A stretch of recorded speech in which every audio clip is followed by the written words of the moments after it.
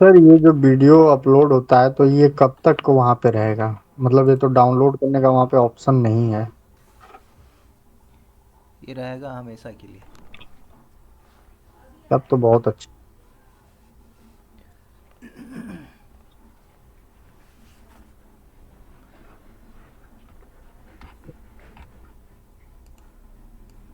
हम लोग बात कर रहे थे स्टोरेज के ऊपर, राइट?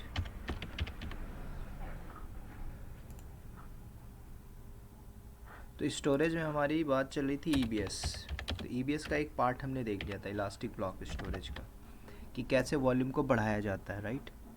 अब उसके सेकेंड पार्ट में आते हैं कि कैसे वॉल्यूम को कम किया जाएगा, राइट? तो आज का जो हमारा एजेंडा होगा, हम क्या करेंगे, वॉल्यूम को डिक्रीज़ करेंगे, कम करेंगे। तो आप क्या करोगे, एक मशीन को लॉन्च करोगे, EC2। उसके अंदर आपको एक डिफ़ॉल्ट वॉल्यूम मिलता है, राइट? उस वॉल्यूम को आपने क्या करना है, कम करना है। तो वॉल्यूम को इंक्रीज़ करना तो आपने देख लिया था, राइट? तो हम क्या करेंगे, एक EC2 लॉन्च करेंगे। उसके अंदर बाय डिफ़ॉल्ट जो भी चीज़ें थी, जैसे T2.micro हमने लिया था। उसके बाद कोई अवेलेबिलिटी जोन था रीजन के अंदर, US ईस्ट -1A, राइट? उसके बाद 8 GB का आपको बाय डिफ़ॉल्ट वॉल्यूम मिलता है जब आप एक लॉन्च करते हो EC2। अब आपको डिक्रीज़ करना है।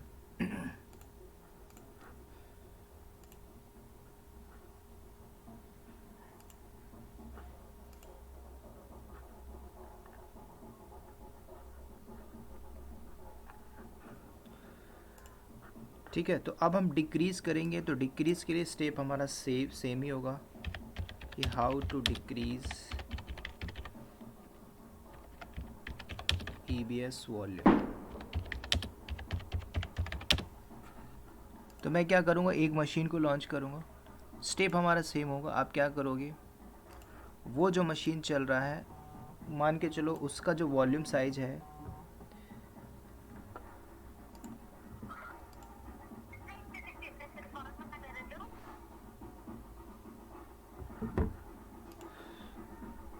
मान के चलो 20 GB है, और आपको ऐसा इंस्ट्रक्शन मिला कि नहीं, मुझे 20 GB नहीं करना है, उसको कम करना है, 20 GB से 5 GB करना है। तो आपने वॉल्यूम बढ़ाया हुआ था, कितना था, 20 GB था। अब 20 GB को आपको करना है 5 GB। अब उसका रीज़न क्या है कम करने का? वॉल्यूम कभी भी कम करना है, उसके पीछे रीज़न क्या है, कंपनी के अंदर एक टीम बैठी होती है जिसको बोलते हैं रिसोर्स मैनेजमेंट टीम। तो रिसोर्स मैनेजमेंट टीम क्या करती है भाई, जो भी रिसोर्स चल रहा है उसका जो बिलिंग कॉस्ट आता है, तो बिलिंग टीम पार बैठ के पूरा मैनेज करती है कि भाई बिल एक्सीड क्यों हो रहा है। आपने 25 GB का वॉल्यूम लिया और आपने उसके अंदर डेटा सिर्फ 3 GB का ही डाला हुआ है तो आप मतलब 23 GB फालतू में यूज़ कर रहे हो, कॉस्ट बढ़ेगा। तो जब कॉस्ट बढ़ेगा तो बिलिंग टीम, जो रिसोर्स मैनेजमेंट टीम होती है, राइट, जो इंफ्रा बनाती है, उसी को बोला जाता है एक प्रकार से रिसोर्स मैनेजमेंट टीम। तो कल को कॉस्ट बढ़ेगा तो वॉल्यूम को कम भी करना पड़ेगा, राइट? तो ऐसे केस में आपको वॉल्यूम को कम करना पड़ेगा, डिक्रीज करना पड़ेगा। तो आपने क्या किया था, एक मशीन लिया था, मशीन में अटैच किया था वॉल्यूम को। उस वॉल्यूम को बढ़ाना था तो आपने मॉडिफाई कर लिया था, किसी दूसरे में अटैच करना था तो वो भी आपने कर लिया था, राइट? आज हम ये नहीं करेंगे, आज हम करेंगे उसी वॉल्यूम को मतलब कम करेंगे, डिक्रीज़ करेंगे, राइट? तो इसमें करना क्या है, सबसे पहले एक मशीन ले लो, एक 15 GB का वॉल्यूम अटैच कर दो, ठीक है? स्टेप वही होगा पूरा। तो जैसे मैं एक 15 GB का वॉल्यूम उसमें अटैच करूँगा, फिर उसी वॉल्यूम को मैं इस बार कम करूँगा, 15 GB से 3 GB या 2 GB। तो वो स्टेप हम करेंगे, सारे स्टेप वही होगा। तो चल के मैं एक मशीन लॉन्च करता हूँ यहाँ पे।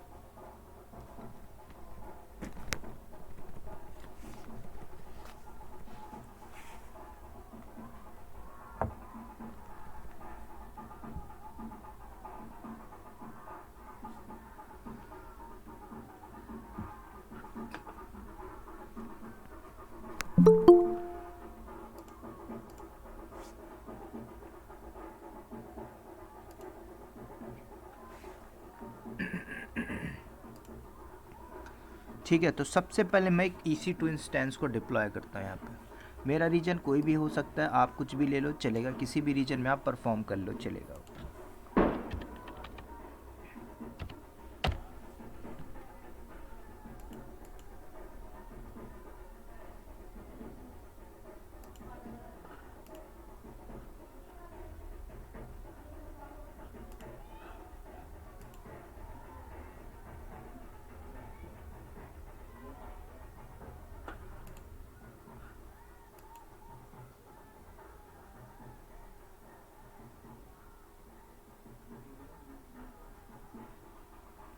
ठीक है, तो मेरा रीजन है नॉर्दर्न वर्जीनिया, यहीं पे मैं इस मशीन को लॉन्च कर रहा हूँ, तो यहाँ पे आ जाइए, लॉन्च करिए एक machine, launch to EC2 instance.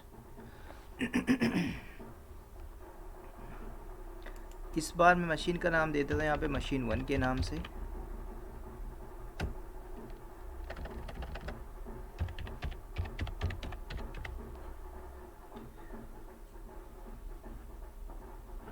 ठीक है, इमेज हम वही लेके चलते हैं, अमेजॉन लिनक्स T2.micro में हो जाएगा। की पेयर मेरे पास अगर है तो मैं उसे ही सेलेक्ट कर लेता हूँ यहाँ से, तो SBI नाम से मेरे पास पड़ी होगी। बाकी कोई चेंजेस करने की ज़रूरत नहीं है। Go to launch. तो ये मेरा मशीन लॉन्च हो रहा है, राइट। मैं एक डुप्लीकेट ओपन करता हूँ। पहले हम इस मशीन का वॉल्यूम बढ़ाएंगे, तो वॉल्यूम बढ़ाने के लिए आप क्या करोगे, वॉल्यूम सेक्शन में जाओगे, उस वॉल्यूम को इंक्रीज़ करोगे, अटैच मारोगे। आपको बस एक बात याद रखना है, अवेलेबिलिटी जोन आपका सेम होना चाहिए, ठीक है। तो ये काम पहले हम करके अटैच कर लेते हैं, फॉर्मेट कर लेते हैं और कोई डेटा यहाँ पे डाल लेते हैं, ठीक है। जैसे कि आपने फॉर्मेट भी सीखा था, परमानेंट फॉर्मेट करो, उसके अंदर कुछ डेटा डाल दो, फिर उसी वॉल्यूम को हम कम करेंगे।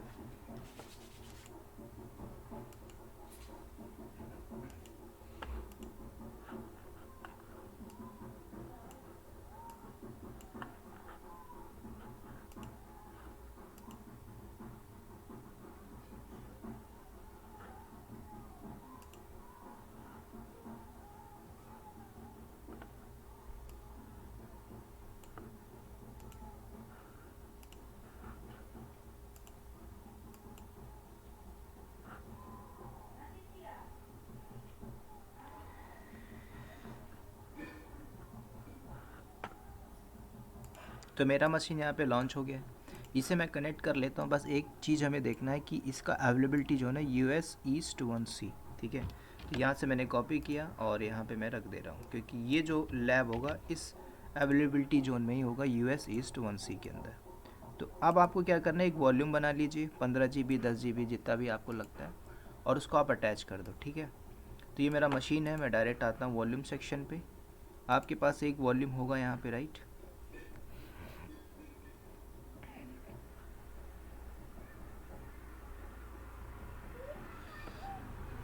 बाकी हमारे पास ये वॉल्यूम था कितना, 20 GB का, राइट। ओके, जैसे अवेलेबल है तो ठीक है, मैं इसे ही यूज़ कर लेता हूँ। अगर ये वॉल्यूम पड़ा हुआ है, राइट, मैं तो एक वॉल्यूम क्रिएट करूँगा 20 GB का, 15 GB का। तो हम क्या करते हैं, जो वॉल्यूम पिछला मैंने बनाया हुआ था 20 GB का, राइट, तो उसी को हम ऐड कर लेते हैं इसमें। तो मुझे ज़रूरत नहीं इसे फॉर्मेट करने की, सारा कुछ यहाँ पे बना हुआ है। अगर आपको लगता है नया करना है तो आप नया बना लो, ठीक है। हमारे पास दोनों एक ही वॉल्यूम है और दोनों में डेटा रखा हुआ है। तो मैं क्या करता हूँ, ये नीचे वाला जो 20 GB का है, इसको मैं यहाँ से डिलीट मारता हूँ।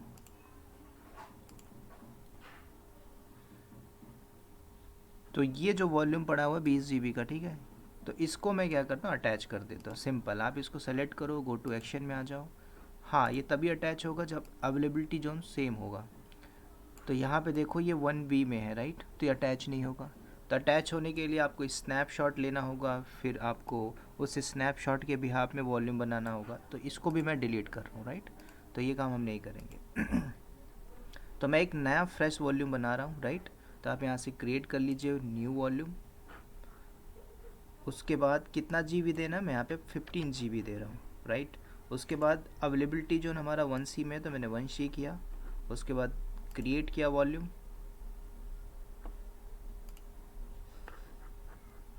उसके बाद इसको हम अटैच कर देते हैं, ये होगा हमारा 15 GB का। तो दोबारा से आते हैं वापस अकाउंट में, ये हमारा लॉन्च हो चुका है।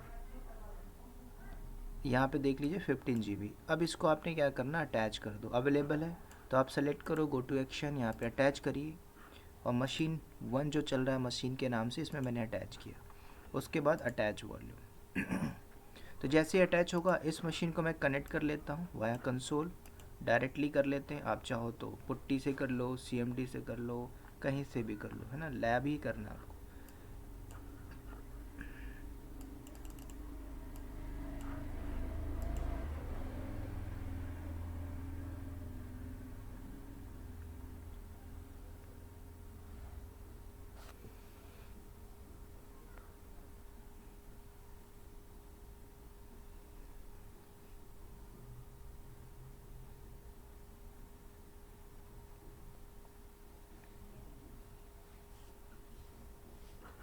ठीक है, अब क्या करना है, यहाँ पे चेक कर लीजिए sudo -i। पहले आप वॉल्यूम चेक कर लो कितने अटैच, यूज़ करो LSBL के कमांड, तो आपको बता देगा। अभी हमारे पास जो है वो 15 GB का हार्ड डिस्क। यहाँ पे DF-S से चेक कर लो कहीं पे माउंट है, नहीं है, राइट। तो इसको माउंट करेंगे, तो माउंट के लिए आपने देखा हुआ था, तो आप क्या करो, एक डायरेक्टरी बना लो, mkdir करके मैंने टाटा नाम से बना लिया। माउंट की करने के लिए पहले आप फॉर्मेट कर लोगे, तो फॉर्मेट की कमांड होती है mkfs.ext4 फाइल सिस्टम। उसके बाद / मैंने क्या किया, डेव, हार्ड डिस्क का नाम क्या था, XVDF। ठीक है, चेक कर लेते हैं LSBL के, हार्ड डिस्क का नाम है XVDF, mkfs.ext4 / dev XVDF। Done, format हो गया। चेक करो तो BLK-ID आप कमांड चलाओगे तो आपको पता चल जाएगा UUID मिलती, राइट। अब इस UUID से आप क्या करो, इसको परमानेंटली माउंट कर दो। तो माउंट करने के लिए आपको जाना है FS टैब के अंदर, तो मैं जाता हूँ VIM ETC FS tab, inter मारो, Shift G करके नीचे आ जाओ,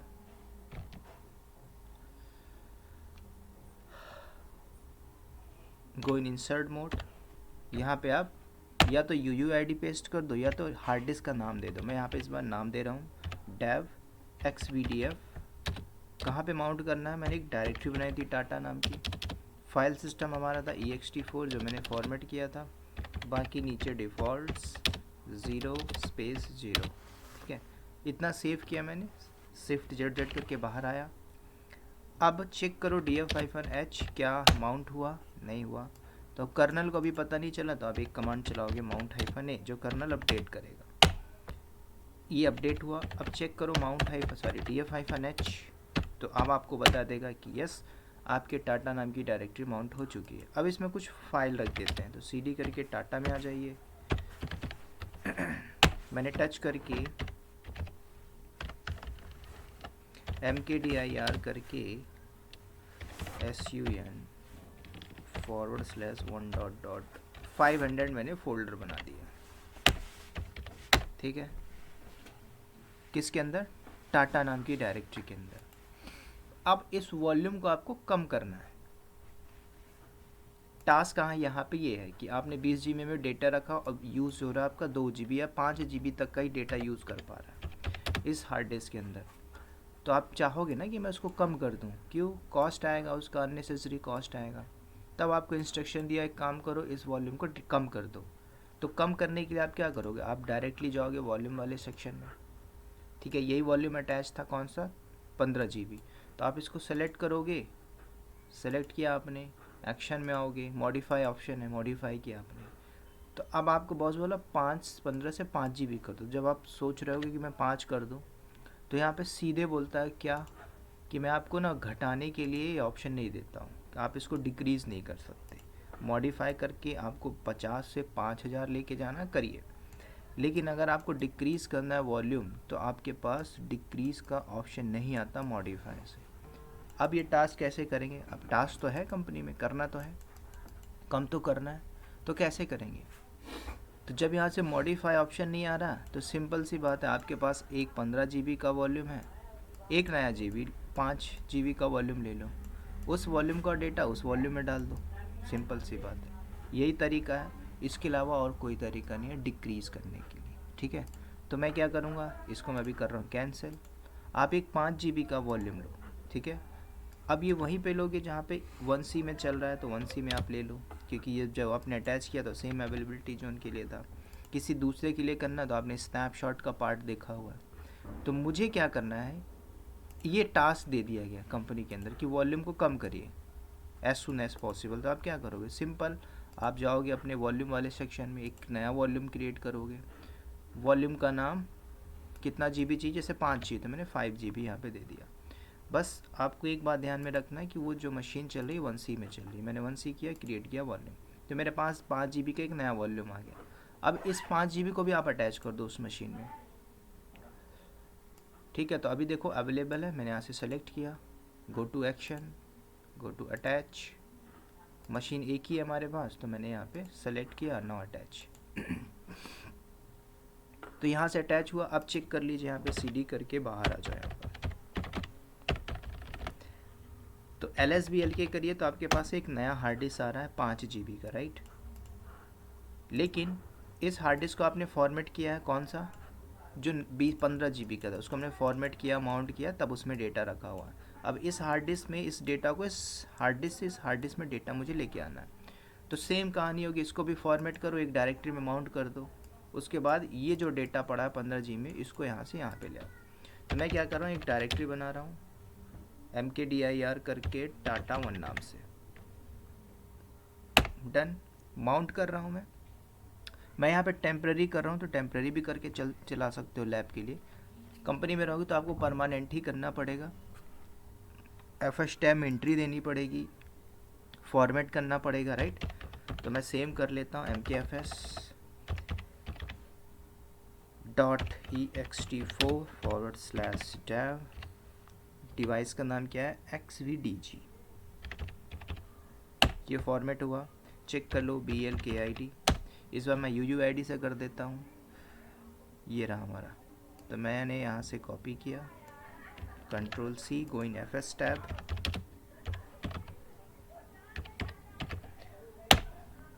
ना यहाँ पे एंट्री कर दो, गो इन इंसर्ट मोड, मैंने यहाँ पे पेस्ट किया उसे।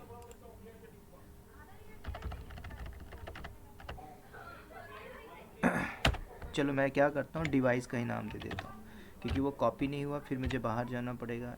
XVDG कौन सी डायरेक्टरी में बनाया था, टाटा 1 नाम से। ext4 फाइल सिस्टम मेरा सेम था, defaults 0 and 0, that's it. Save किया मैंने, Shift+Z करके बाहर आ गया। चला दो माउंट -a कमांड, तो दोनों की दोनों हार्ड डिस्क आपकी माउंट हो चुकी है। चेक कर लो DF कमांड से, इससे भी पता चल जाएगा, और DF-H भी करोगे उससे भी पता चल जाएगा। तो अब अगर देखोगे तो आपकी जो ओरिजिनल हार्ड डिस्क थी 15 जीबी की, वो टाटा थी, इसके अंदर आपका डेटा रखा हुआ टाटा 1 है, ये 5 जीबी की हार्ड डिस्क है। आपको बोला गया इसको कम कर दीजिए, तो आपने कम कर दिया। चेक कर लो पूरा, DF-H कर लीजिए, ठीक है। तो 5 जीबी का हार्ड डिस्क है। अगर आप जाके देखोगे CD करके, मैं 15 जीबी में जा रहा हूँ अभी, इसके अंदर डेटा पड़ा है यस सुनील नाम की 50 फाइल, हमने 500 फोल्डर हमने बनाया हुआ है। CD ... एक स्टेप बैक आ जाते हैं। अब क्या करो, CD करके टाटा 1 के अंदर आते हैं। तो टाटा 1 के अंदर LS करो, तो यहाँ पे देखो कुछ है क्या, तो यहाँ पे कोई भी डेटा नहीं है। कौन सी, ये 5 जीबी वाला हार्ड डिस्क जिसको हमने माउंट किया। तो अब यहाँ से डेटा यहाँ पे लेके जाना है।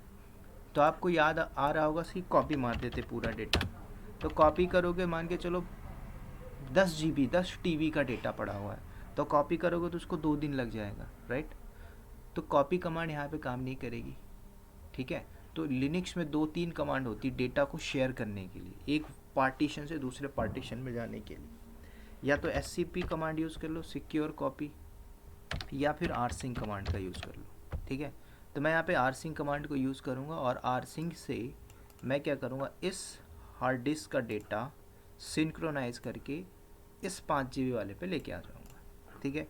तो कैसे कमांड चलाना, आपको कमांड चलाना rsync के बाद आपको कुछ सिंटैक्स यहाँ पे देना पड़ेगा। अब ये सिंटैक्स क्या होगा, देखो इसका अगर लिनक्स में जाओगे तो इसका बहुत मतलब होता है, A फॉर आर्काइव होता है, हाल्ट होता है, ठीक है। तो सिंक्रोनाइज करने के लिए एक कमांड होती है जिसे हमें एक हार्ड डिस्क से दूसरे हार्ड डिस्क पे लेके जाना है। तो मैंने यहाँ पे एक सिंटैक्स लिखा, small a, capital H, capital A, capital X, small x, capital S, small, capital P. बस इतना सिंटैक्स लगाना है, कभी भी ये नहीं पूछता इंटरव्यू में। मुझे सिंक्रोनाइज़ करने के लिए सारे ऑप्शन लगाना पड़ रहा है, ठीक है। अब इसके सारे उस पे जाओगे तो इसके हर इस पार्ट का अलग अलग इंडिविजुअल यूज़ केस होता है, हाल्ट होता है, एग्जीक्यूट होता है, आर्काइव होता है। तो इसमें हमें फोकस नहीं करना है, जस्ट आरसिंग से हमें इस डेटा को सिंक्रोनाइज़ करना है। अब कहाँ से कहाँ करना है, तो 15 GB वाला डेटा कौन सी डायरेक्टरी में रखा हुआ है, तो /टाटा में रखा हुआ है, ठीक है। उस डायरेक्टरी से डेटा कहाँ लेके आना है, 5 GB वाले में।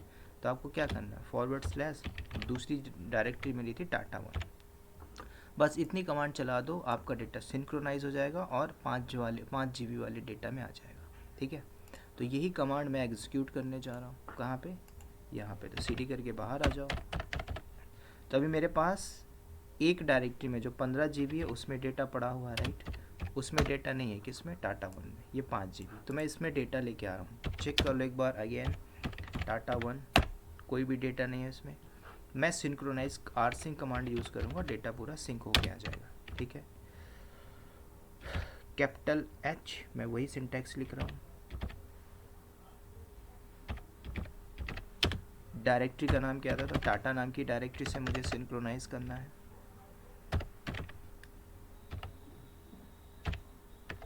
फिर /, दूसरी डायरेक्टरी मेरी टाटा 1, /टाटा 1, डन। इतना करके इंटर मारो तो आपका डेटा पूरा सिंक्रोनाइज हो जाएगा। तो ये सिंक हो चुका है। सिंक होने के बाद आप क्या करो, CD करके जाइए टाटा के अंदर, पहले यहाँ पे भी डेटा है, LS करो, ठीक है। CD करके बाहर आ जाओ, फिर CD करके टाटा 1 के अंदर आइए और LS करिए, तो यहाँ पे भी वो डेटा आ चुका है। तो मैंने क्या किया, सिंक्रोनाइज कमांड चलाया, rsync कमांड से पूरा डेटा मेरा इधर आ चुका है। अब आपका बॉस बोला था इस हार्ड डिस्क को या तो हटा दो, या तो डिलीट कर दो, या तो किसी और जगह अटैच कर दो। ज़रूरत नहीं है तो आपको डिलीट करना पड़ेगा। डिलीट कौन करेगा, कंपनी के अंदर होता है रिसोर्स मैनेजमेंट वाले जो बैठते रहते हैं, उनको रिस्पॉन्सिबिलिटी दी जाती है, वॉल्यूम इसको डिलीट मारो। रखोगे तो वॉल्यूम आएगा, कॉस्ट आएगा, कल को अगर ज़रूरत है उसको अटैच मार दो कहीं और पे, ठीक है। तो अब आप क्या करो, CD करके बाहर आ जाओ, यू माउंट कर दीजिए आपके 15 GB वाला, तो यू माउंट चला दीजिए, /टाटा, चेक करो DF-H, तब मेरे पास 5 GB का ही बचा हुआ, राइट। अब क्या करो, यहाँ से यू माउंट हो गया, कंसोल में आइए, ये रहा 15 GB, इसको सेलेक्ट करिए, go to action, detach. Detach के बाद अगर लगता है किसी दूसरे मशीन में किसी दूसरे रीजन में ले जाना तो स्नैपशॉट का यूज़ कर लीजिए, नहीं है ज़रूरत तो आप इसको डिलीट मार दो, ठीक है। तो मुझे ज़रूरत नहीं है, मैंने इससे डिटैच मारा, डिटैच के बाद मैं इसको डिलीट कर रहा हूँ। तो ये अवेलेबल है तो अवेलेबल है, ठीक है, इसको हम सेलेक्ट करते हैं, go to action, not delete. तो ये था हमारा वॉल्यूम को कम करने का तरीका, ठीक है।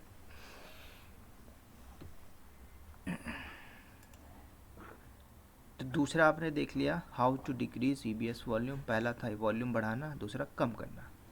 अब तीसरा पार्ट हम सीखेंगे कि मैं रूट वॉल्यूम को ही कैसे बढ़ाऊँ। रूट मतलब आपने एक EC2 लिया, उस EC2 में जो रूट वॉल्यूम आता है उसको ही बढ़ाना है, ठीक है। तो अब यहाँ पे आप देखो, how to increase root volume.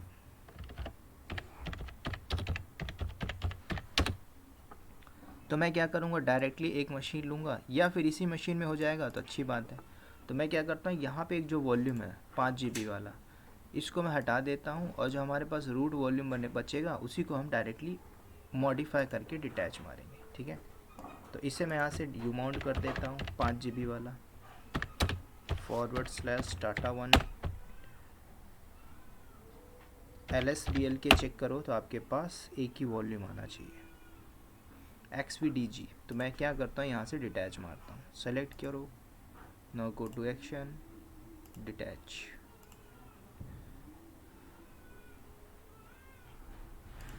Detach के बाद इस वॉल्यूम को भी मैं हटा देता हूँ, 5 GB वाला, इसकी ज़रूरत नहीं है हमें, हम सिर्फ रूट को बढ़ाना सीखेंगे।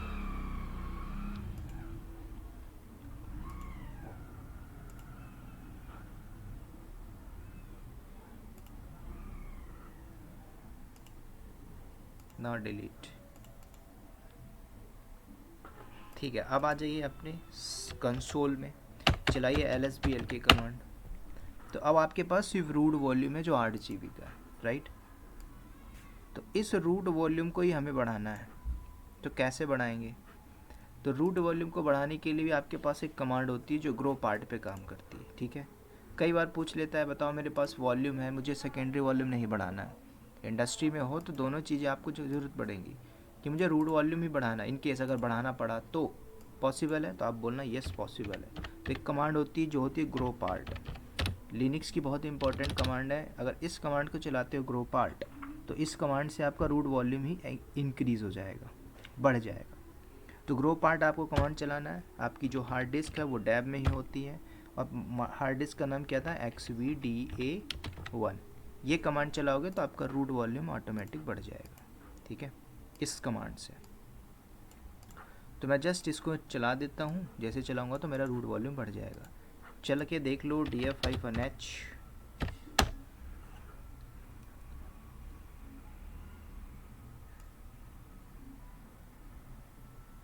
ठीक है, 8 GB है, LSBL के आप कर लीजिए, ठीक है। तो अभी भी आपको दिख रहा है 8 GB, तो आप वो कमांड चला दो। कमांड चलाने के बाद क्या होगा? आपका वॉल्यूम बढ़ जाएगा। तो मैं जस्ट यूज़ कर रहा हूँ grow part /dev। Hard disk का नाम क्या है? XVDA1। एंटर मारो। तो grow part dev x space दे दिया मैंने, राइट। सिंटैक्स यहाँ पे गलत है। Grow part dev XVDA, okay, 1 के बाद हमारा स्पेस आएगा, तो इस यहाँ पे स्पेस दो, नाउ एंटर। तो क्या बोलता? Partition 1 size is change. Check करो आप दोबारा से DF-H करिए, सॉरी LSBL के कमांड चलाओ।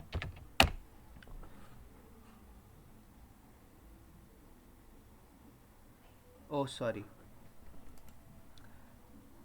मुझे रूट वॉल्यूम बढ़ाना है, तो पहले रूट वॉल्यूम का साइज तो बढ़ा लो, है ना। मैं साइज ही नहीं बढ़ाया, राइट। तो मैं क्या करता हूँ, पहले जो मशीन चल रही है उसको मैं मॉडिफाई करके उसका साइज बढ़ा देता हूँ, जैसे 25 GB, ठीक है, 25 GB। मैं तो क्या कर रहा, डायरेक्टली मैं कमांड चला रहा, तो कहाँ से वो रीड करेगा? तो पहले एक काम करो, अपने जो मशीन है उस मशीन का बाय डिफ़ॉल्ट जो वॉल्यूम साइज है 8 GB है। LSBL के आप देखो 8 GB है, राइट। तो मैं पहले इसका साइज बढ़ा दूँ, कहाँ से? कंसोल से जाके। ये वही है रूट वॉल्यूम। तो आप इसको पहले मॉडिफाई कर लो। तो सेलेक्ट करो, गो टू एक्शन, मॉडिफाई। कितना GB करना है? जैसे आपको करना है 25 GB, मैंने किया 25 GB, डन। उसके बाद मॉडिफाई करो, अगेन मॉडिफाई, ये मॉडिफाई हो गया। तो कंसोल में आपको दिख रहा होगा, यस मॉडिफाई हो चुका है, राइट।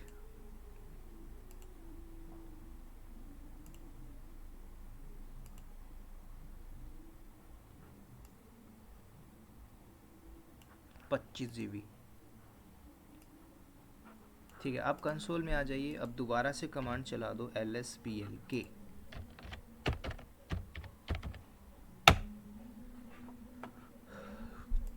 तो अभी अपडेट नहीं हुआ, लेकिन ऊपर आपको दिख रहा है कि हमने मॉडिफाई किया 25 GB, लेकिन मुझे करना है रूट को।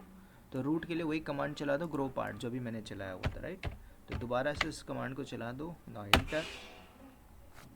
तो अब क्या है? चेंज, यस, पार्टीशन जो हुआ हमारा चेंज हो चुका। अब दोबारा से चला दो DF-H, सॉरी LSBL के।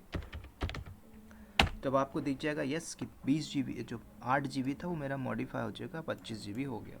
अगर ज़रूरत पड़ी रूट को ही मॉडिफाई करना है, 25 से 50 करना है, 500 करना है, 5000 करना है, ये ऑप्शन है।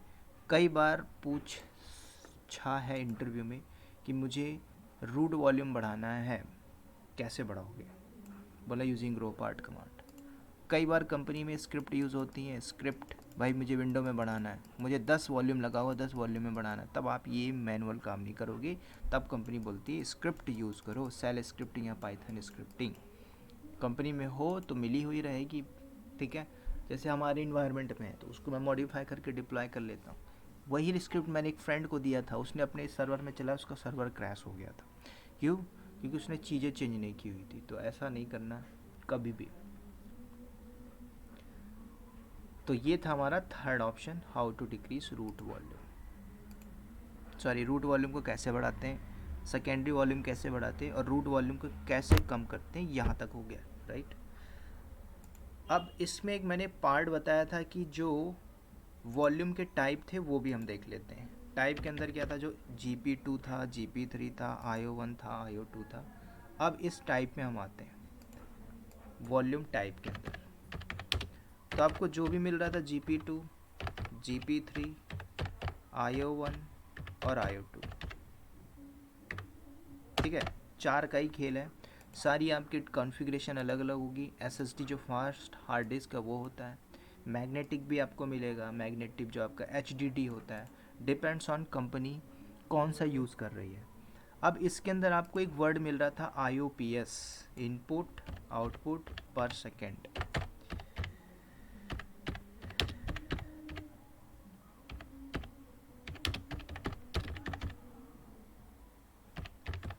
अब इसका मतलब क्या है, जब आप एक वॉल्यूम ले रहे थे, कोई सा भी वॉल्यूम अभी तक, तो उसमें बाय डिफ़ॉल्ट IOPS आ रहा था, राइट। आप चाहते हो कि मैं एक वॉल्यूम लूँ 20 GB का, उसके अंदर मैं चाहता हूँ कि जो IOPS होना चाहिए रीड राइट कैपेसिटी, क्योंकि आप जो हार्ड डिस्क में डेटा रखोगे, हर कोई यूज़र, हर कोई क्लाइंट उस डेटा को एक्सेस ही करेगा, रीड करेगा। तो मुझे रीड राइट कैपेसिटी ज़्यादा चाहिए, फास्ट चाहिए। तो वो कैपेसिटी इंक्रीज़ होती है आपके IOPS के अंदर। तो अब कितना IOPS चाहिए, 10 चाहिए, 3000 चाहिए, 2 लाख चाहिए, 1 लाख चाहिए, वो आपके हर वॉल्यूम के टाइप में डिपेंड करता है। अगर आप GP2 लोगे तो उसका IOPS अलग होगा, GP3 लोगे तो उसमें अलग IOPS मिलेगा, IO1 लोगे तो उसमें अलग मिलेगा। तो डिपेंड्स ऑन किस टाइप का आपको हार्ड डिस्क चाहिए, उसका IOPS क्या चाहिए। तो इंटरव्यू में पूछ लिया था, अगर मैं 1 GB बढ़ाता हूँ तो कितना IOPS इंक्रीज़ होगा, 1 GB वॉल्यूम बढ़ाने में कितना IOPS बढ़ेगा। तो 3 IOPS आपका इंक्रीज़ होता है 1 GB बढ़ाने में। इसको भी मैं आपको दिखाता हूँ लैब, मतलब चल के दिखाता हूँ कंसोल में कैसे बढ़ता है। तो पर GB 3 IOPS बढ़ेगा, 3 IOPS। अब चल के हम देखते हैं कहाँ पे, वॉल्यूम वाले सेक्शन में आते हैं, आपको ये चीज़ मैं दिखाता हूँ। तो ये वॉल्यूम है, तो एक जैसे आप वॉल्यूम क्रिएट करते हो तो क्रिएट करिए वॉल्यूम। यहाँ पे आपके सारे टाइप्स आते हैं। GP2, तो पहले मैं GP2 बताता हूँ, ये सारे जनरल पर्पस हैं। अगर आप GP2 लेते हो, ठीक है, डॉक्स में अगर लिखा है भाई हमें GP2 ही चाहिए, तो इसमें कुछ चीज़ आपको डिफ़ॉल्ट मिलेगी। वॉल्यूम साइज की लिमिट है 1 GB से इतना 16,384। आपको चाहिए 100 GB, तो आपने 100 ले लिया। 500 चाहिए तो आपने ले लिया 500 GB। तो 500 GB जब आप ले रहे हो तो यहाँ पे देखोगे IOPS उस हिसाब से मॉडिफाई हो रहा है, ठीक है। नीचे क्या है, 3000, इसको भी मैं आपको बताता हूँ। तो IOPS उस हिसाब से बढ़ रहा है, राइट। मैंने यहाँ पे क्या किया, 2000 किया, तो आपका फाइनल 6000 IOPS यहाँ पे मिलेगा। अगर मैं 20,000 ले रहा हूँ तो 20,000 की लिमिट ही नहीं है भाई, इसमें आपकी जो लिमिट है 16,000 तक है। तो जैसे आपने 16,000 ले लिया, ठीक है, तो 16,000 में IOPS मिल रहा है, 16,000 IOPS, ठीक है। आपने 15,000 लिया या 12,500 लिया तो भी आपको 16,000 IOPS मिल रहा है।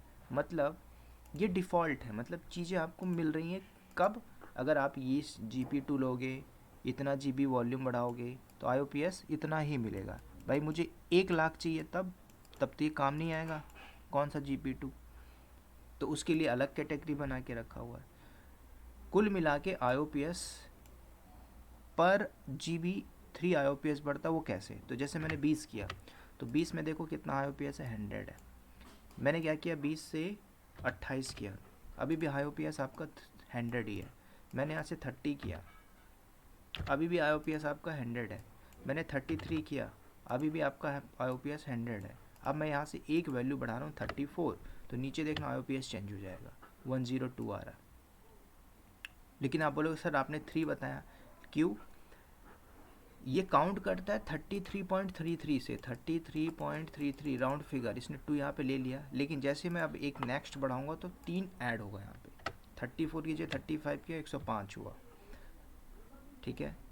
अब मैं 36 करूँगा तो 3 ऐड करना, 108 हो जाएगा। देखो यहाँ पे 36 किया, 108 हो गया। 37 करूँगा तो 111 हो गया। 38 किया तो पर GB आपका IOPS बढ़ रहा है, 3 IOPS। ये इंटरव्यू में पूछा था, बताओ मैं वॉल्यूम बढ़ा रहा हूँ 1 GB, तो कितना IOPS इंक्रीज़ होगा? तो आप बोलना बाय डिफ़ॉल्ट होता है सर 3। एक्चुअल में देखा जाए तो जो 2 दिख रहा था वो 33.33, वो उसको काउंट कर रहा है राउंड फिगर में, इसलिए उसने पहले जब आपने बढ़ाया 34 तो 2 काउंट करता है, उसके बाद से जितना भी बढ़ाओगे 3 IOPS ही बढ़ेगा, 3 पर GB। ठीक है, जैसे आपने 50 किया तो 5 × 15 मल्टीप्लाई कर लेना, ठीक है, इतना IOPS बढ़ेगा। तो ये कैटेगरी होती है आपकी जनरल पर्पस के अंदर। अब यहाँ पे लिखा है 3000, अब ये 3000 क्या हुआ? जैसे कि आपने 500 GB का वॉल्यूम लिया तो आपको IOPS मिल रहा है 15, ठीक है, इससे मैं आपको बताता हूँ। तो जब पहली बार आपने क्या किया, 500 GB का वॉल्यूम लिया तो IOPS कितना मिला? 1500, ठीक है, 500 GB में 1500 आपको IOPS मिल रहा है। दूसरी बार आपने 500 GB यूज़ किया, फिर भी आपको मिल रहा है कितना? 1500। अभी जो IOPS मिल रहा है क्या पूरा 1500 यूज़ कर रहे हो? नहीं, कभी ऐसा होता है कि आपने 1000 यूज़ किया, दूसरी बार आपने 500 यूज़ किया। तो जब पहली बार 1000 यूज़ किया तो आपका कितना बचा? 500 IOPS बचा। दूसरी बार आपने 500 यूज़ किया तो 1000 बच गया, ठीक है, तो कितना हो गया टोटल? 1500। तो ऐसे ही आप मल्टीपल्स टाइम यूज़ करोगे तो जो IOPS बच जाता है वो IOPS आपका यहाँ पे कलेक्ट होता है। कहाँ पे? ये जो 3000 दिख रहा है ये, इसको बोलते हैं बस्ट वैल्यू। बस्ट वैल्यू मतलब आप 1500 IOPS ले रहे हो लेकिन यूज़ नहीं कर पा रहे हो, उतना यूज़ ही नहीं हो पा रहा है। तो कल को आपका जो बाय डिफ़ॉल्ट 3000 दिख रहा है कि आपने अगर 100 हार्ड डिस्क ली तो आपके पास 5000 IOPS बच रहा है। फ़र्क नहीं पड़ता, नीचे जो ऑब्लिक में लिखा हुआ है 3000, इसकी एक लिमिट है भाई कि आप कितना भी करो, बचा हुआ IOPS मैं अपने पास कलेक्ट कर लूँगा, वो होता है आपका बस्ट वैल्यू। इससे ज़्यादा नहीं, इससे ज़्यादा बचे को वेस्ट हो जाएगा आपका। तो इसलिए बोला जाता है कि आप जब IOPS यूज़ कर रहे हो आपके प्रोडक्शन इन्वायरमेंट के हिसाब से, तो इस हिसाब को बढ़ाना घटाना भी आना चाहिए। लेकिन कंपनी में अगर बैठोगे तो कंपनी हाई कॉन्फ़िगरेशन का लेके चलेगी, वो GP2 EPT में काम नहीं करेगी। हो सकता है कर रही हो टेस्टिंग इंटरनल इन्वायरमेंट के लिए, लेकिन प्रोडक्शन में बैठोगे तो कंपनी हाई अवेलेबिलिटी में यूज़ करती है, हाई लेवल का, जैसे GP3 हो गया, IO1 IO2 हो गया, ठीक है।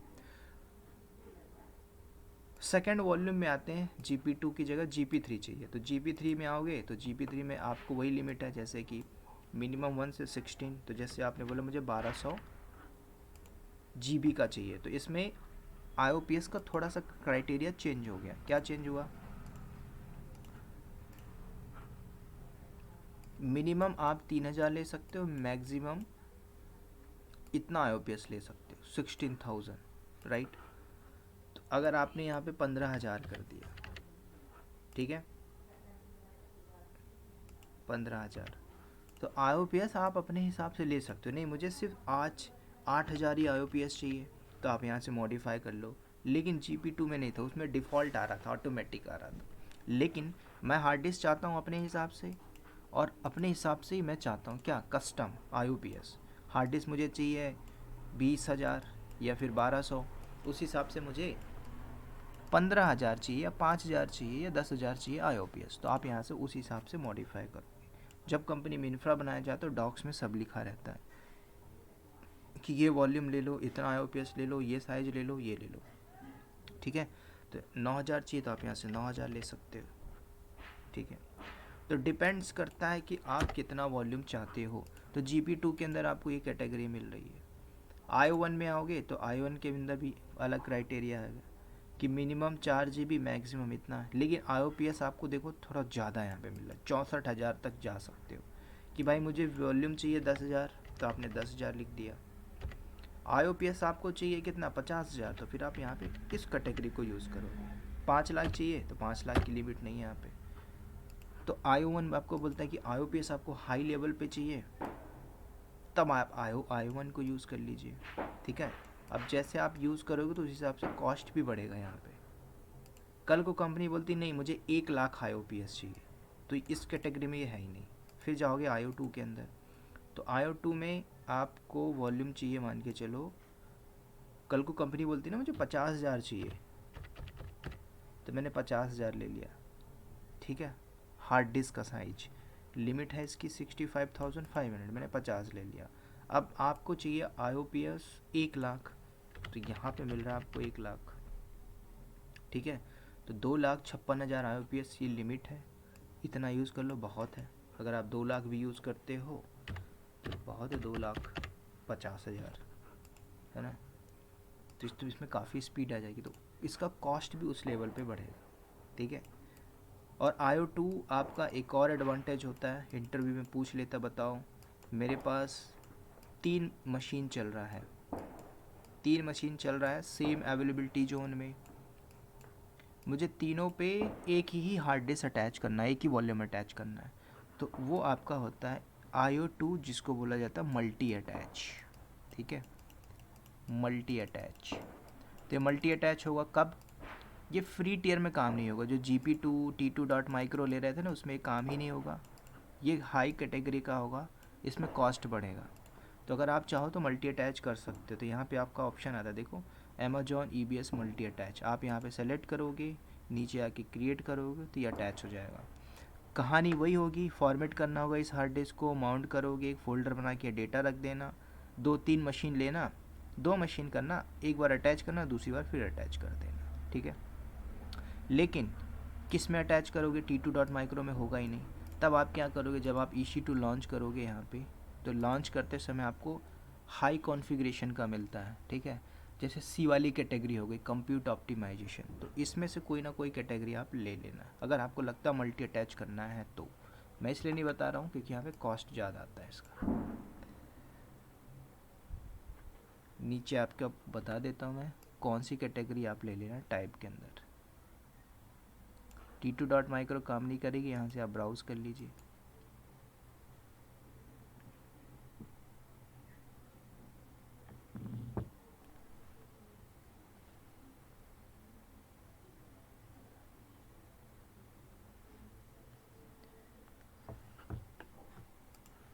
तो अगर आपको ये मल्टी अटैच करना है तो आप 2 EC2 ले लेना, दो में काम हो जाएगा। क्यों, एक बार में अटैच करना पहले में, लेकिन EBS में क्या कर रहे थे, EBS में जो आपका IO GP2 GP3 था, उसमें आप एक बार में अटैच करते थे, डिटैच करते थे, फिर अटैच करते थे। लेकिन अगर ये कैटेगरी आप लोगो तो एक बार में 2 में अटैच मार सकते हो। नीचे आना आपको C वाली कैटेगरी, जैसे कि ये ले लेना, इनमें से कोई भी ले लो, C5 लार्ज ले लीजिए या फिर CX लार्ज ले लो, ये वाला ले लोगे तो काम हो जाएगा। इसमें 2 EC2 जब आप सेलेक्ट करोगे, जैसे मैं वहाँ पे स्टेप बता दे रहा हूँ, आप यहाँ पे सेलेक्ट कर लो, सेलेक्ट इंस्टेंस, जब मशीन आप लॉन्च करोगे तो यहाँ पे 2 machine at the time launch कर लेना, यहाँ पे नंबर ऑफ 2, और ये दोनों मशीन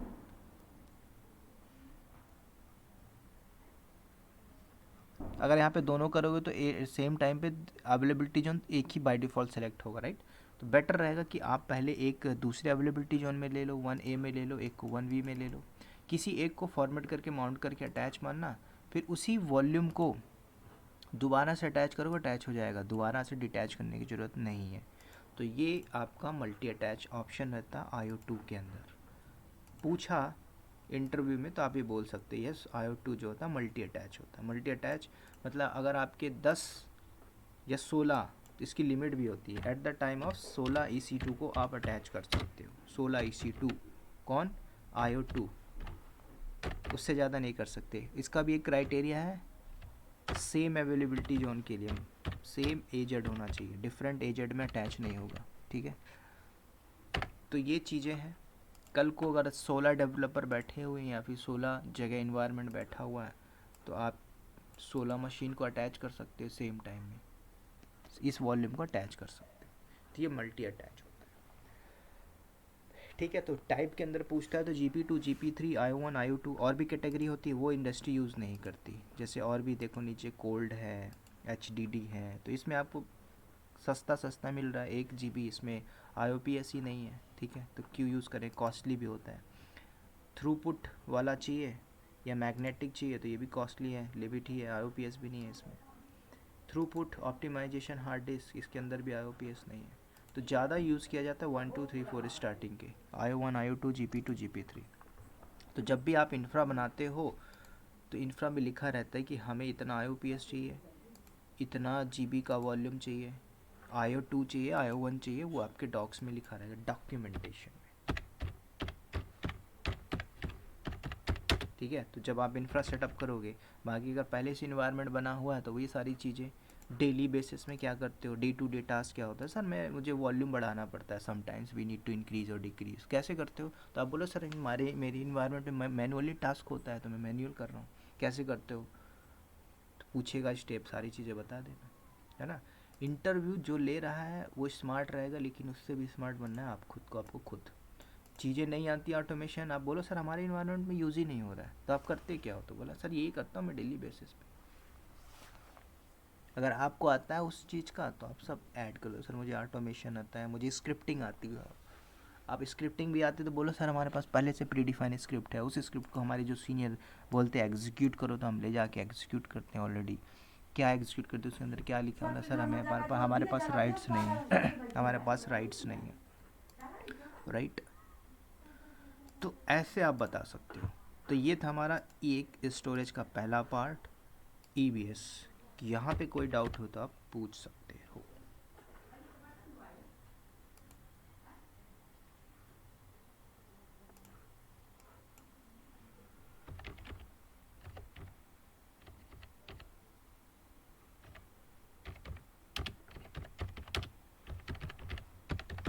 मेरी आवाज़ आ रही है? Yes sir.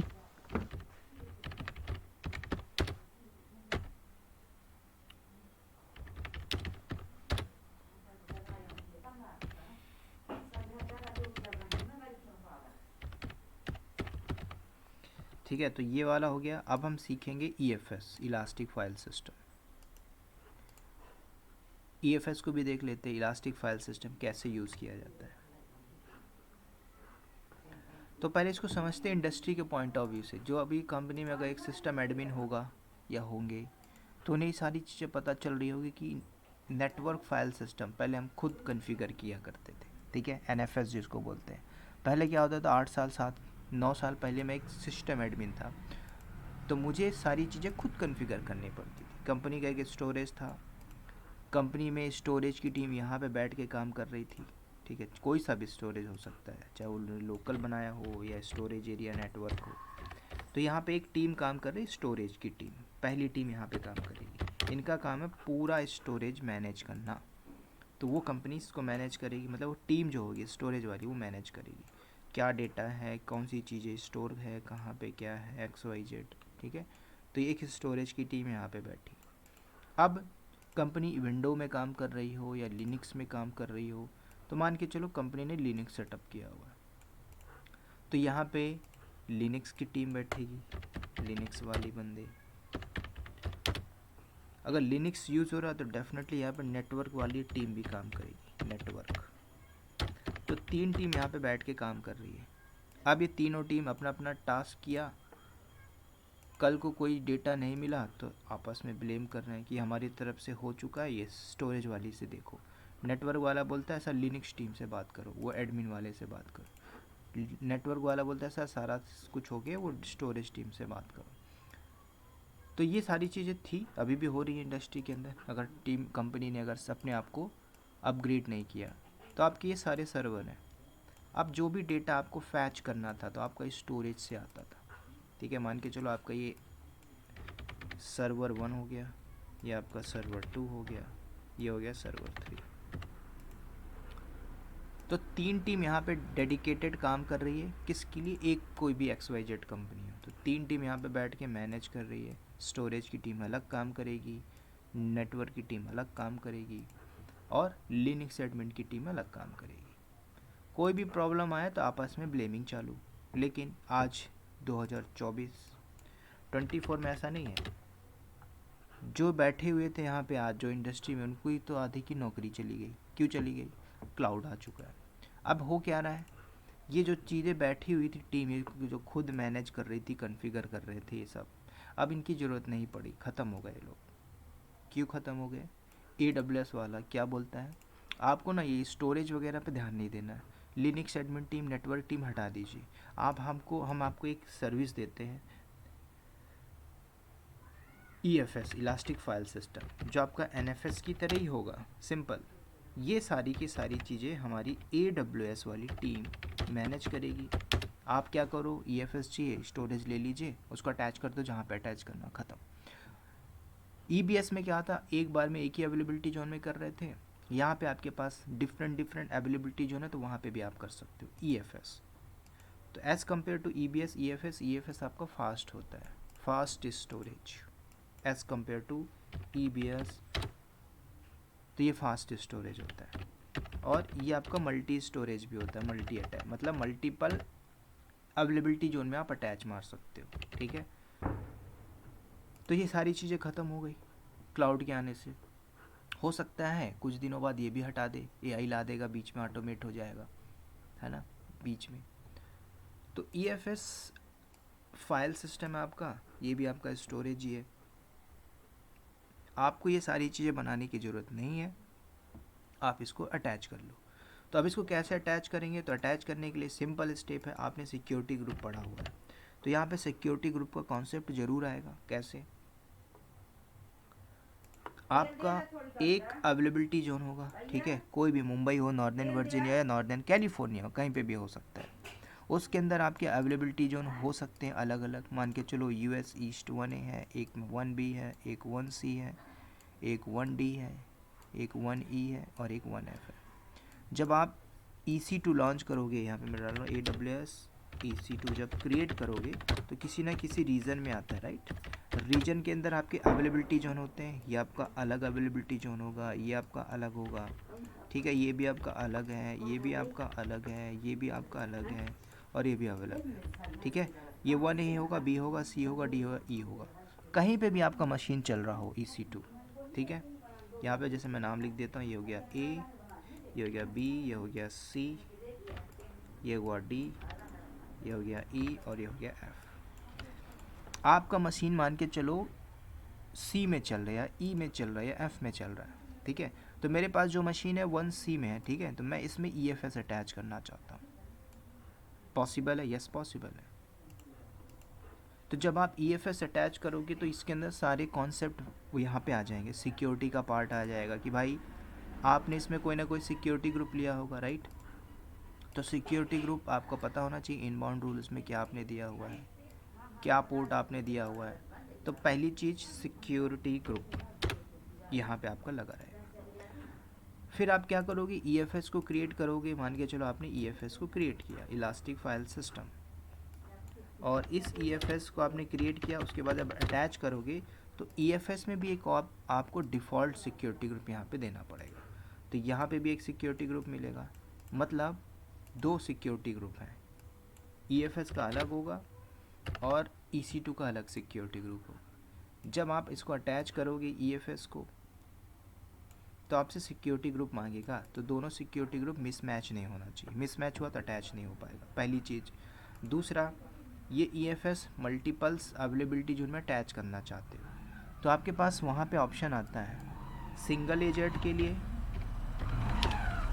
या फिर मल्टी एजेंट। तो जब आप EFS को क्रिएट करोगे तो आपके पास ऑप्शन आएगा कि आप सिंगल अवेलेबिलिटी जोन के लिए क्रिएट करना चाहते हो या मल्टीपल्स अवेलेबिलिटी जोन के लिए, ठीक है।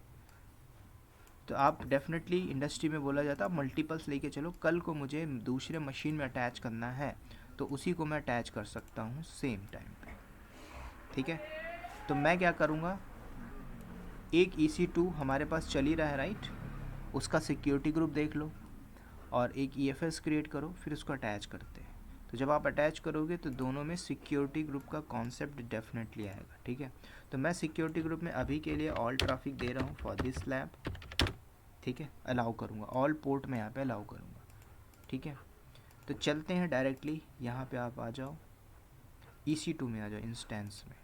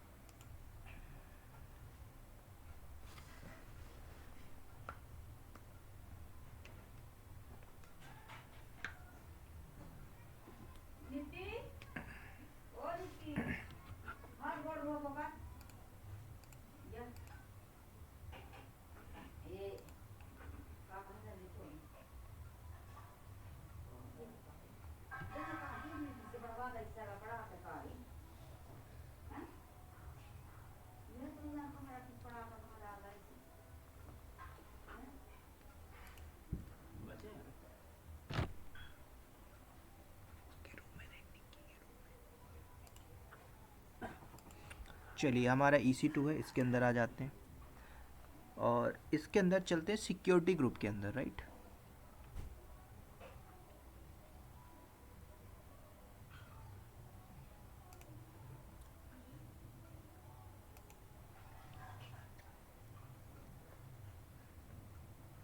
तो यहाँ पे जो सिक्योरिटी ग्रुप है डिफ़ॉल्ट, आप चाहो ना कस्टम बना सकते हो। कस्टम मतलब EFS नाम से एक सिक्योरिटी ग्रुप दे दो, उसमें पोर्ट दे दीजिए, राइट। तो ये सिक्योरिटी के अंदर आते हैं और यहाँ पे पहले मैं पोर्ट देखता हूँ कौन सा पोर्ट अलाउ है इस सिक्योरिटी ग्रुप के अंदर।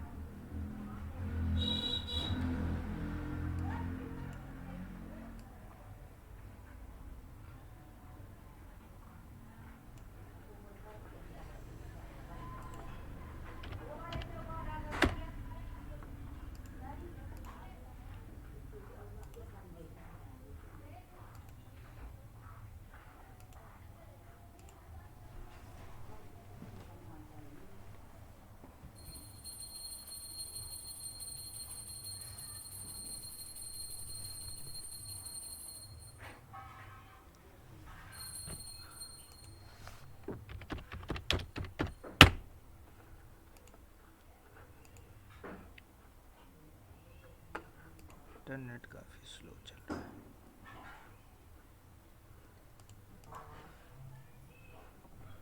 तो ये रहा सिक्योरिटी ग्रुप। क्या करते हैं देखो, सिक्योरिटी ग्रुप का नाम है लास्ट में AA4B। तो इसके अंदर आते हैं, मैं पोर्ट अलाउ कर रहा हूँ।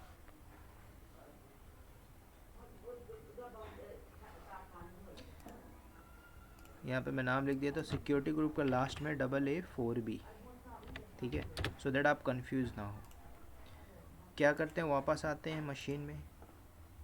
यहाँ पे जो अभी है SSH का पोर्ट है, मैं एडिट कर रहा हूँ इनबाउंड रूल। यहाँ पे मैंने एक पोर्ट और ऐड किया और यहाँ पे मैं दे रहा हूँ ऑल ट्रैफिक। कस्टम एनीवेयर मैंने दिया एनीवेयर, उसके बाद नीचे आओ सेव रूल, ठीक है। यहाँ तक मैंने सारा कुछ कर दिया। एक मेरा EC2 चल रहा है 1C में, इसका सिक्योरिटी ग्रुप है, इसमें मैंने ऑल ट्रैफिक दे दिया। हम क्या करेंगे, एक EFS क्रिएट करके इसमें अटैच करेंगे। तो आपको आना है EFS वाले सेक्शन में, तो आप यहाँ से सर्च करिए EFS, ये आ गया आपका EFS।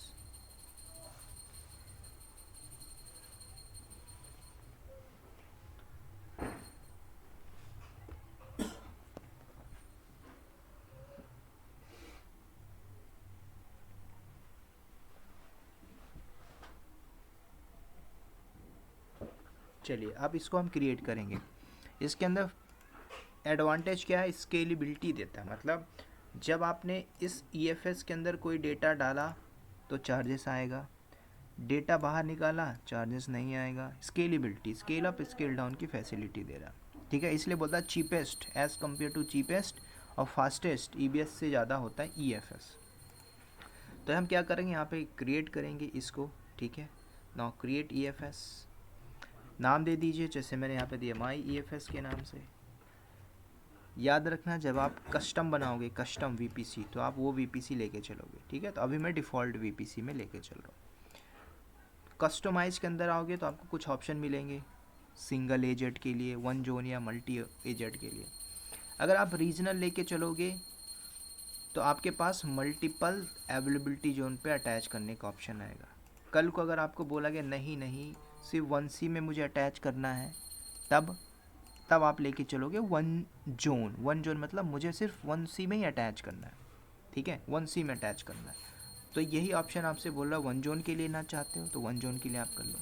लेकिन मैं लूँगा रीजनल लेके चलूँगा, मैं मल्टीपल जगह अटैच करना चाहता हूँ, यही तो इसका एडवांटेज है। तो इसके अंदर लाइफ साइकिल है, तो ये लाइफ साइकिल मैं आपको बताऊँगा किसके अंदर, S3 के अंदर। जो भी आपको कैटेगरी मिलेगी उसमें हम देखेंगे। बाकी कोई चेंजेस नहीं करते हैं इसके अंदर। परफॉर्मिंग सेटिंग इलास्टिक रिकमेंडेड छोड़ देते हैं, ठीक है। बस आपको फर्स्ट ऑप्शन सेलेक्ट करना है रीजनल, जो आपका मल्टी एजेंट के लिए काम करेगा। मैंने नेक्स्ट किया। अब यहाँ पे आपसे सिक्योरिटी ग्रुप मांग रहा है, ठीक है। तो जो भी सिक्योरिटी ग्रुप है बाय डिफ़ॉल्ट इसने ले लिया। यहाँ पे देखो 1A 1B 1C, जहाँ पे भी मशीन चलेगा वहाँ पे आप अटैच कर सकते हो। मैंने किया नेक्स्ट। कोई सिक्योरिटी पॉलिसी लगानी है, ऑप्शनल है, मैं नहीं लगा रहा हूँ। डन। उसके बाद क्रिएट करिए EFS को। तो EFS मेरा क्रिएट हो चुका है। अब इस EFS को अटैच करना तो आपको EBS से थोड़ा हट के मिलेगा, ठीक है। वहाँ पे माउंट करना ये सारी चीज़ें नहीं, आपको डायरेक्टली इसको अटैच करने का ऑप्शन आता है। तो आप इसको चाहो तो डायरेक्टली अटैच करो। अटैच के लिए आपके पास ऑप्शन देता है अटैच्ड, तो आप इसके सिंटेक्स को फॉलो करो, अटैच हो जाएगा, ठीक है। तो अब क्या करो, डायरेक्टली देखो यहाँ पे है EFS, इसको आप सेलेक्ट करिए, इसके अंदर आ जाओ, इसके अंदर आके डिटेल देख लो, ठीक है। तो यहाँ पे देखो ऑप्शन बोल रहा है डिलीट मारना है डिलीट मार दो, अटैच मारना है अटैच मार दो। तो ये आप यहाँ से अटैच कर दीजिए। तो अटैच के लिए डायरेक्टली अटैच करोगे तो दो ऑप्शन दे रहा, माउंट वाया DNS के थ्रू या फिर IP के थ्रू, कोई भी आप ले लो चलेगा, स्टेप वही होता है। तो मैं DNS का यूज़ करूँगा। ये स्टेप दे रहा है, इसको उठा के पेस्ट मार दो कहाँ पे, अपने कंसोल पे अटैच हो जाएगा। तो पहले वाला ऑप्शन को मैं दिखाता हूँ, ठीक है। आप क्या करो, यहाँ से कॉपी कर लीजिए, सूडो लगाना है तो जब आप नॉर्मल यूज़र हो तो सूडो लगाइए, ठीक है। मैं यहाँ पे आता हूँ, यहाँ पे पेस्ट मारो, लेकिन ऐसे माउंट नहीं होगा ये। एक बार मैं पेज रिफ्रेश करता हूँ, मशीन को दोबारा से रिकनेक्ट करता हूँ।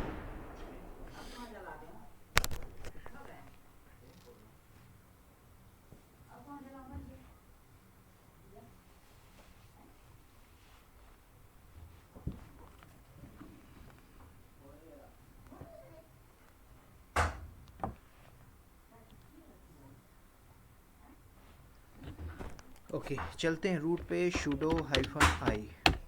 तो मैंने जो सिंटैक्स यूज़ किया था मैंने पेस्ट किया उसको यहाँ पे।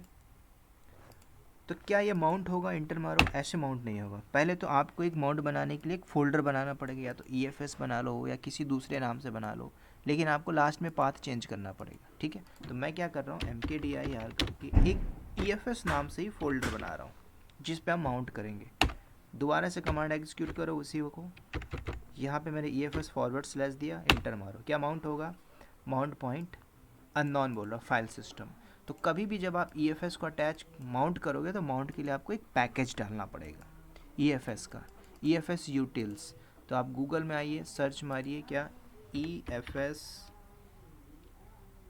utils, ठीक है। यहाँ पे आ जाइए, ये रही अमेजोन की वेबसाइट, यहाँ पे आते हैं।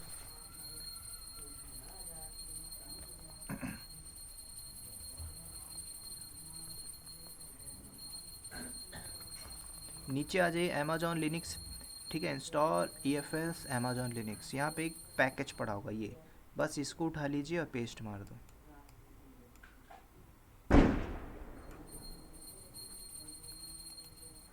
कॉपी किया मैंने, now go to server, paste मारो यहाँ पे, इंटर। ये पैकेज इंस्टॉल हो गया। अब दोबारा चलाओ उसी कमांड को तो अब आपका अटैच हो जाएगा। नहीं होगा तो एक और एरर आएगा, वो एरर बताता हूँ मैं। पहले वेट करते हैं एरर आने का, ठीक है। तो ये माउंट हो जाना चाहिए, अगर माउंट होगा अच्छी बात है, नहीं होता तो एक एरर फेंकेगा। एरर फेंकेगा क्यों, क्योंकि मैंने आपको एक डिवाइस यहाँ पे यूज़ किया, सिक्योरिटी ग्रुप। तो जो आपने EFS बनाया तो उसमें भी सिक्योरिटी ग्रुप आया हुआ है डिफ़ॉल्ट। तो पहले आपको चेक करना पड़ेगा क्या वो सिक्योरिटी ग्रुप और EC2 का सिक्योरिटी ग्रुप अलग है या सेम है। तो पहले एरर आने देते हैं फिर हम बात करेंगे। तो अभी क्या बोल रहा है, एरर आ रहा है। तो आप क्या करो, सिक्योरिटी ग्रुप में आइए और सिक्योरिटी ग्रुप को अटैच मारो, ये आपको एरर ही देगा। तो मैं आता हूँ EC2 इंस्टेंस में, सॉरी EFS में आना है। EFS में आने के बाद इसको आप कैंसिल करो, नीचे आओ, नेटवर्क वाले पार्ट में आ जाइए EFS के अंदर। EFS में नेटवर्क के अंदर आप आओगे, मैनेज में आ जाइए। मैनेज में आओगे तो आपका मशीन कहाँ पे चल रहा है, 1C में। तो ये रहा 1C। 1C में जो सिक्योरिटी ग्रुप है ये देखो कौन सा है, अलग वाला है। और मेरा जो सिक्योरिटी ग्रुप है लास्ट में मैंने लिखा था AA4B, ठीक है। तो इसलिए अटैच नहीं हो रहा। अगर आपने सारे में AA4B कर दिया और सारे अवेलेबिलिटी जोन में EC2 चल रहा है तो अटैच हो जाएगा, ठीक है। तो पूरा खेल है यहाँ पे सिक्योरिटी ग्रुप का। तो मैं यहाँ से क्या कर रहा हूँ, वो सिक्योरिटी ग्रुप यहाँ पे अटैच करता हूँ। यहाँ पे इसको कैंसिल करो, सेलेक्ट करो, लास्ट में देखना AA4B, ये रहा, मैंने सेलेक्ट किया, डन। नीचे आके सेव मारो, सेव किया। अब दोबारा से जाइए टर्मिनल में, ये माउंट हो जाएगा अपने आप। तो मैंने कंट्रोल्स, चलो माउंट हो चुका अपने आप, चेक कर लो, DF5 अनैच करिए, तो आपको दिख रहा होगा ई एफ एस, यहाँ पे डेटा आ चुका है, मतलब डेटा नहीं है। अब सी डी करके ई एफ एस के अंदर आ जाओ, ई एफ एस, और कोई डेटा रखना और रख दीजिए भाई, टच करके फाइल बना दो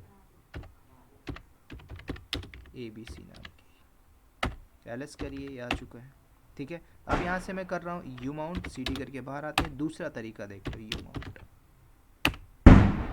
you mount forward slash E F S.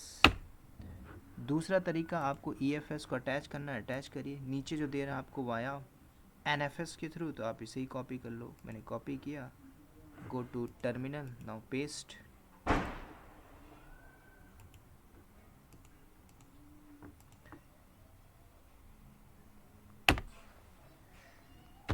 थोड़ा सा सिंटैक्स लास्ट में देना पड़े, अरे डबल डबल हो गया यहाँ पे। चलो दोबारा से मैंने पेस्ट किया। ई एफ एस का पाथ आपका सही होना चाहिए, मैंने फॉरवर्ड स्लैश पे बनाया हुआ था। डन, एंटर मारो, अटैच हो जाएगा। चेक कर लो, D F hyphen H attach हो चुका, राइट। चेक करोगे तो ए बी सी नाम की फ़ाइल बनी होगी, forward slash E F S, तो ए बी सी नाम की फ़ाइल है। तो ये था सिंपल ई एफ एस। देखा जाए तो ई बी एस की तरह ही है आपका ई एफ एस, लेकिन इसमें सिंपल ऑप्शन है अटैच करने का। बस आपको एक बात याद रखना, सिक्योरिटी ग्रुप अगर आपने कस्टम बनाया तो उसको आपको अटैच करना होगा। अगर आपने सिक्योरिटी ग्रुप चेंज नहीं किया तो अटैच नहीं होगा। और एक और काम ज़रूर करना पड़ेगा, इसके लिए आपको पैकेज डालना पड़ेगा, ई F S utils package, Google से मिल जाएगा, आप उसको उठाइए और पेस्ट मार दीजिए। ठीक है, बस इतना ही है ई एफ एस के अंदर। ठीक है, आज के लिए इतना ही रखेंगे। कोई डाउट हो पूछ लो, कल से हम बात करेंगे S3 के ऊपर। सर ये जो नेटवर्क में स्टोरेज की टीम होती है वो क्या करती है एग्जैक्टली? अब नहीं करती कंपनी में, पहले करती थी। नहीं सर, मतलब अभी तो है ऐसे पोजीशन है मेरे को लगता है वैसे। है नेटवर्क में क्या होता है, जो आप जितना भी नेटवर्क का पार्ट है, चाहे वो सिक्योरिटी ग्रुप हो, चाहे वो NACL हो, चाहे वो VPC हो, चाहे वो सिक्योरिटी हब हो, अगर बंदे को तगड़ा नॉलेज है सिक्योरिटी में, तो वो बंदा नेटवर्क वाला पार्ट मैनेज करेगा। नेटवर्क, नहीं नहीं सर, ये तो क्लाउड का हो गया। जैसे मैं पूछ रहा हूँ जो नेटवर्क का काम होता है जो मैनुअली होता है, अच्छा। उसमें जो स्टोरेज का बंदा क्या करता है एग्जैक्टली? स्टोरेज की टीम जो भी डेटा, अब देखो स्टोरेज की टीम क्या करेगी, पूरा स्टोरेज मैनेज करेगी, कितना स्टोरेज है, कितना डेटा है, कहाँ पे डेटा है, कौन सा डेटा है, कहाँ पे जाना है, क्या करना है, वो स्टोरेज मैनेज करेगा। नेटवर्क की टीम क्या करेगी, नेटवर्क का पूरा पार्ट, लैन हो गया, कैमरा हो गया, है ना। और सर ये जो स्टोरेज होता है ये सर्वर में होता है ना, मतलब वहां पे स्टोर होता है डेटा वगैरह सब? हाँ, कंपनी का अगर खुद का स्टोरेज है, दो स्टोरेज हो सकते हैं। या तो उन्होंने खुद हाँ, का बना के रखा हो फिजिकल बिल्डिंग में, हार्ड डिस्क लगा लगा के, रैक लगा लगा के। ठीक है, लोकल स्टोरेज हो, या फिर storage area network, network storage बोलते हैं, मतलब एक जगह से दूसरे जगह भी आप उसको डाल सकते हो। तीसरा स्टोरेज हो सकता है क्लाउड, अगर यूज़ है तो क्लाउड पे हो सकता अच्छा। है। अगर कंपनी ने माइग्रेट नहीं किया अपने आप को, तो डेफिनेटली वो अपने फिजिकल बिल्डिंग में ही कराती होगी। आज भी लोग वही काम करते हैं। देखो नेटवर्क का मतलब क्या होता है, एक नेटवर्क टीम का बंदा है। देखो देखो सचिन मेरे ऑफिस में आ जाओ, मेरा नेट नहीं चल रहा है, तो चेक करेगा कनेक्टिविटी। फिर कहाँ जाएगा, सर्वर रूम में जाके देखेगा, हाँ चल रहा है भाई, लाइट ब्लिंक कर रही है, लैन निकालेगा, चेक करेगा वाईफाई है, कनेक्टिविटी की, वही सारे नेटवर्क टीम है। छोटे मोटे टास्क, अब इनकी ज़रूरत नहीं इंडस्ट्री में। ओके, ऐसा। एक पहले चलता था लोटस, कंपनी यूज़ करती थी लोटस, लोटस कन्फिगर करो, है ना। तो कंपनी लोटस कन्फिगर हो तो नेटवर्क वाली टीम कराती थी। भाई मेरा जी मेल नहीं चल रहा, ईमेल नहीं चल रहा, वो कौन मैनेज करेगा, मेरा मेल ही सेंड नहीं हो रहा, कंपनी लोटस एक यूज़ करती थी सॉफ्टवेयर, उससे उस इन्वायरमेंट में पूरा लोटस कन्फिगर किया जाता था, तो वो पूरा कंपनी में काम करता था नेटवर्क टीम, है ना। कुछ सर्वर का ऐसा। मेंटेनेंस करना हुआ तो नेटवर्क की टीम अपने क्लाइंट मान के चलो मुंबई में बैठी, तो मुंबई से कनेक्ट करेगा, रिमोट में लेगा, उसको पता नहीं है कि उसको बताएगा ऐसे ऐसे करना है, पिंग करके देखो कनेक्टिविटी आ रही है, ठीक है, ये है वो है, ताम झाम। पहले होता था, आज इसकी ज़रूरत नहीं है, आज क्लाउड में चाहिए बंदा। ठीक है, ओके सर, यस। ठीक है, इतना ही रखेंगे, कल मिलेंगे हम